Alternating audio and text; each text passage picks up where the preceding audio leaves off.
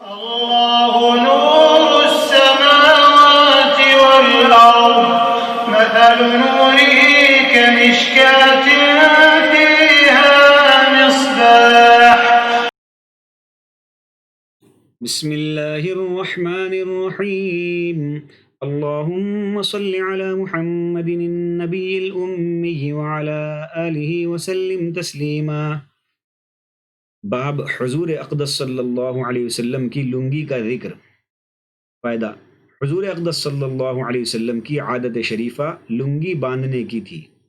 پاجامہ پہننا حضرت صلی اللہ علیہ وسلم کا مختلف فی ہے. علامہ بیجوری رحمۃ اللہ علیہ کی تحقیق کے موافق راجح قول پہننے کا عدم ثبوت ہے، یعنی نہیں پہننے کا ثبوت ہے. البتہ یہ محقق کہ حضور صلی اللہ علیہ وسلم کے پاس پاجامہ موجود تھا، حتیٰ کہ کہا گیا ہے کہ وصال کے بعد ترکے میں بھی تھا. ابن قیم رحمۃ اللہ علیہ کہتے ہیں کہ حضور صلی اللہ علیہ وسلم نے خریدا تو ہے ہی، اور ظاہر ہے کہ پہننے ہی کے لیے خریدا ہے. اس کے علاوہ متعدد احادیث میں حضور صلی اللہ علیہ وسلم کا پہننا بھی وارد ہے، اور صحابہ کرام تو حضور صلی اللہ علیہ وسلم کی اجازت سے پہنتے ہی تھے. ابو امامہ رضی اللہ عنہ کہتے ہیں، میں نے حضور صلی اللہ علیہ وسلم سے عرض کیا کہ اہل کتاب لنگی نہیں باندھتے، پاجامہ پہنتے ہیں. حضور صلی اللہ علیہ وسلم نے فرمایا، تم لوگ ان کا خلاف کرو، پاجامہ بھی پہنو، لنگی بھی باندھو. ابو ہریرہ رضی اللہ عنہ ایک طویل حدیث کے سلسلے میں کہتے ہیں کہ میں نے حضور صلی اللہ علیہ وسلم سے پوچھا کہ آپ صلی اللہ علیہ وسلم کبھی پاجامہ پہنتے ہیں؟ حضور صلی اللہ علیہ وسلم نے فرمایا، پہنتا ہوں. مجھے بدن کے ڈھانکنے کا حکم ہے، اس سے زیادہ پردہ اور چیزوں میں نہیں ہے. لیکن محدثین نے اس حدیث کو ضعیف بتایا ہے.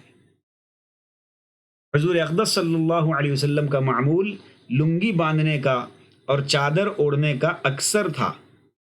حضور صلی اللہ علیہ وسلم کی چادر 4 ہاتھ لمبی اور 2.5 ہاتھ چوڑی، اور ایک قول کے موافق 6 ہاتھ لمبی اور 3 ہاتھ اور 1 بالش چوڑی بتائی جاتی ہے. اور حضور صلی اللہ علیہ وسلم کی لنگی 4 ہاتھ اور 1 بالش لمبی اور 2 ہاتھ چوڑی لکھتے ہیں.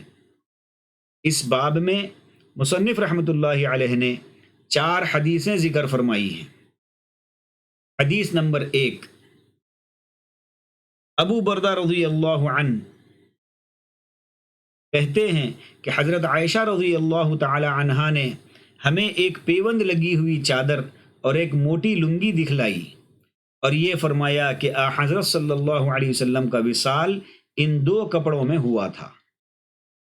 فائدہ: یعنی وصال کے وقت تک حضور صلی اللہ علیہ وسلم کا معمول ایسے ہی کپڑوں کے استعمال کا تھا، حالانکہ اس وقت فتوحات بھی شروع ہو چکی تھی، بالجملہ وسعت بھی ہو گئی تھی. خیبر کی فتح کے بعد سے مسلمانوں کی مالی حالت بہتر ہونا شروع ہو گئی تھی، اور فتح مکہ کے بعد سے تو دوسرے سلاطین اور دوسرے ملکوں سے ہدایا اور نذرانوں کا سلسلہ بھی شروع ہو گیا تھا. لیکن حضور صلی اللہ علیہ وسلم کا معمول اپنی معیشت کے لیے وہی قدیم طرز رہا، اور جو کچھ آتا اس کو دوسروں پر تقسیم فرما دیتے، جس کا کچھ نمونہ حکایات صحابہ میں لکھ چکا ہوں.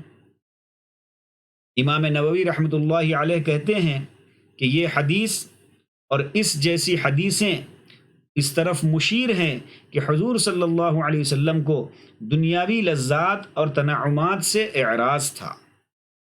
موٹا کپڑا تواضع اور انکساری کی طرف لے جاتا ہے، اور باریک عمدہ لباس بسا اوقات عجب و تکبر اور خودبینی پیدا کرتا ہے. مجھ سے میرے محترم بزرگ مولانا مولوی حکیم جمیل الدین صاحب نگینوی ثمت دہلوی رحمۃ اللہ علیہ نے حضرت اقدس فخر المحدثین مولانا گنگوہی نور اللہ مرقدہ کا عجیب و غریب قصہ نقل فرمایا کہ حضرت اقدس گنگوہی رحمۃ اللہ علیہ جب حج کو تشریف لے گئے تو مطاف کے کنارے پر ایک نابینا بزرگ تشریف فرما تھے. جب حضرت طواف میں اس طرف گزرتے تو وہ البس لباس الصالحین ہلکی سی آواز سے کہتے۔ اور جب حضرت طواف سے فراغت پر اس طرف تشریف لے گئے تو انہوں نے موٹا موٹا فرمایا، جس سے تنبیہ مقصود تھی کہ صلحاء کا لباس موٹا کپڑا ہے، یہ اکثری لباس تھا، اور بعض اوقات عمدہ کپڑا بھی پہننا ثابت ہے، جو بعض دینی مصالح کی وجہ سے نیز ترک تکلف کی وجہ سے تھا کہ جیسا مہیا ہو گیا پہن لیا، یہ نہیں کہ عمدہ کپڑے سے خصوص احتراز فرماتے۔ حدیث نمبر 2، عبید بن خالد رضی اللہ عنہ کہتے ہیں کہ میں مدینہ منورہ میں ایک مرتبہ جا رہا تھا کہ میں نے ایک شخص کو اپنے پیچھے سے یہ کہتے سنا کہ لنگی اوپر کو اٹھاؤ کہ اس سے نجاست ظاہری اور باطنی تکبر وغیرہ سے نظافت بھی زیادہ حاصل رہتی ہے، اور کپڑا زمین پر گھسٹ کر خراب اور میلا ہونے سے محفوظ رہتا ہے۔ میں نے کہنے والے کی طرف متوجہ ہو کر دیکھا تو آپ حضور رسالت مآب صلی اللہ علیہ وسلم تھے۔ میں نے عرض کیا کہ حضور صلی اللہ علیہ وسلم، یہ ایک معمولی سی چدریہ ہے، اس میں کیا تکبر ہو سکتا ہے، اور کیا اس کی حفاظت کی ضرورت ہے؟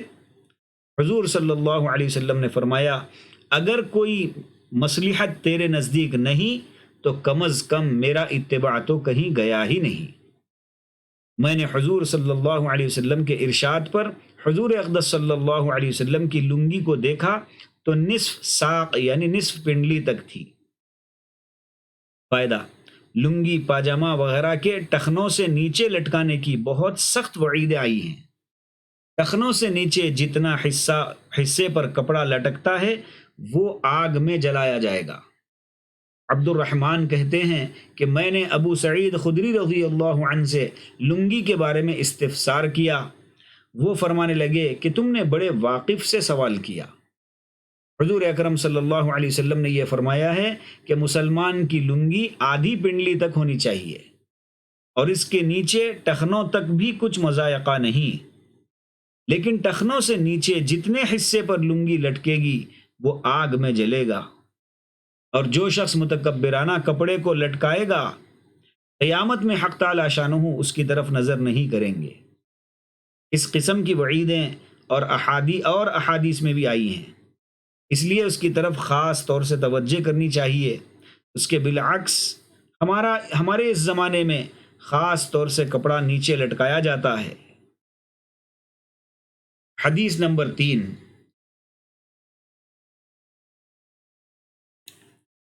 حضرت سلمہ بن اکوع کہتے ہیں کہ حضرت عثمان رضی اللہ عنہ لنگی نصف ساق تک رکھتے تھے اور فرماتے تھے کہ یہی حیت تھی میرے آقا حضور اقدس صلی اللہ علیہ وسلم کی لنگی کی۔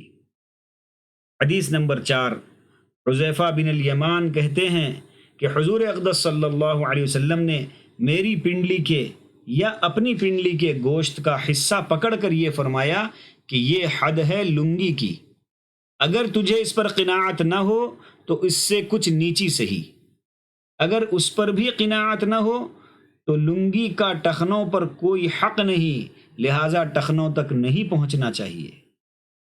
فائدہ، ٹخنوں سے نیچے لنگی یا پاجامہ وغیرہ کا لٹکانا حرام ہے، لیکن علماء نے ضرورت کو اس سے مستثنیٰ کیا ہے۔